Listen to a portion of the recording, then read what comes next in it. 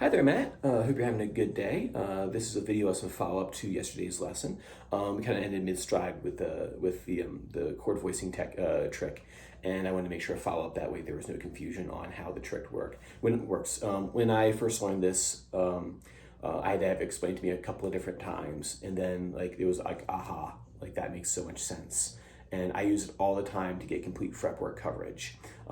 So basically what I do is that, remember the second string kind of like throws off everything. Everything's tuned in fourths, and then when you get to the second string, it throws everything else is tuned in thirds.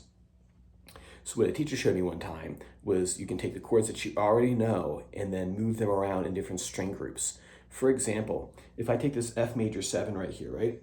Now, if the guitar were tuned completely in fourths, and then that was the shape, I could easily just take the shape. This is an F right here, right? Root note F, right? Root position major 7 chord. I have it tapped out right here for you, or a chord diagram right here for you to follow along.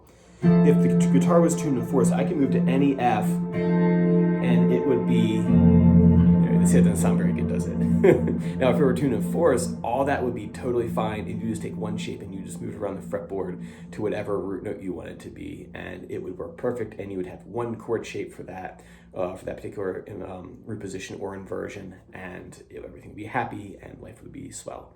But unfortunately, that is not the case. So we have to do some minor corrections. We're going to talk about the descending version of this week, and once you get your head wrapped around that one, your fingers working good on that one, and we do a couple quality chords, we're going to move it down to the strings 4 through 1, but just one step at a time this week. So I have my F major 7, right? 8, 10, 9, and then 10, right? That's my chord shape in F major 7, right? You know that one.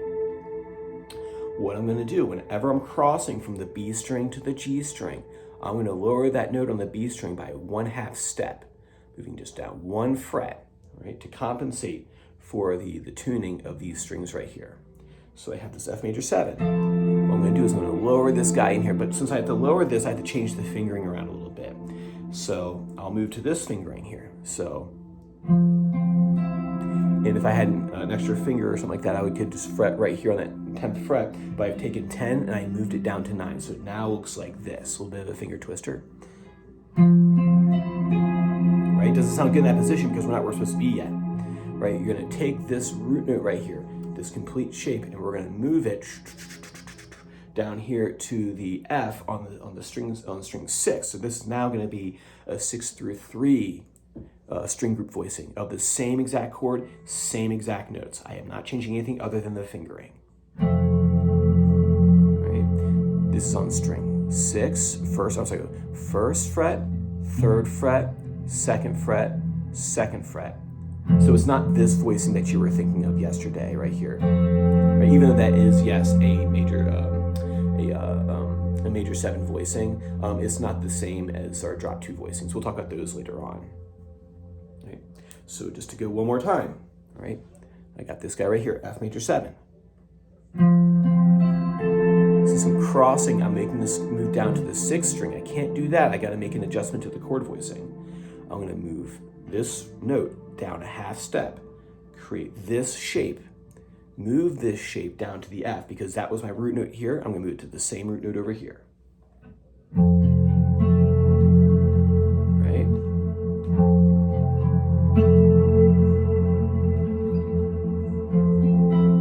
And voila, I get a chord that now I can play in multiple positions. And I just have to remember that this is the master chord right here because that's where everyone starts at. I move that down 1/2 step, and now I don't need to learn a new voicing. I'm just going to take what I already know, alter it slightly, and then create a new voicing. So what it looks like here, you probably played that before. It's the same adjustment I made, but we're going to talk about that adjustment later on. So with one shape,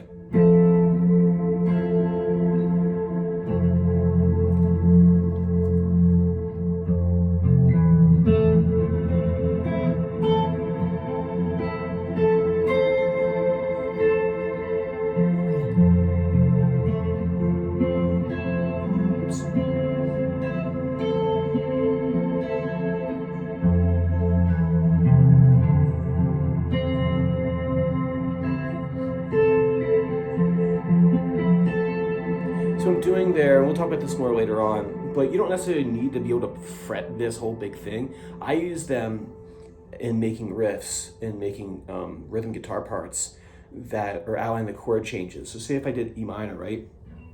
You know this voicing right here? 7, 9, 7, 8. It's by the same trick, I'm gonna lower that note by a half step. So now it's gonna be like this. This is an E. I'm gonna move it over here to this E on the 6th string. Remembering that I lowered that note by a half step. So if I were writing a riff, this I'm going something silly, but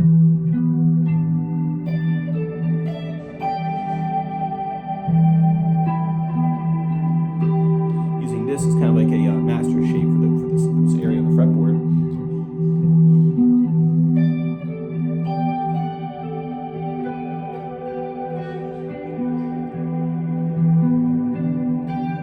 So the original shape.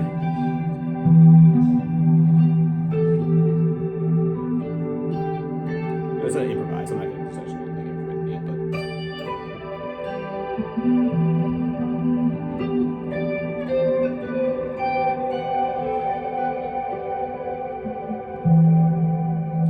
all just with this and a bit of pentatonics and maybe a major scale sprinkled in there. This is what was it? Aeolian.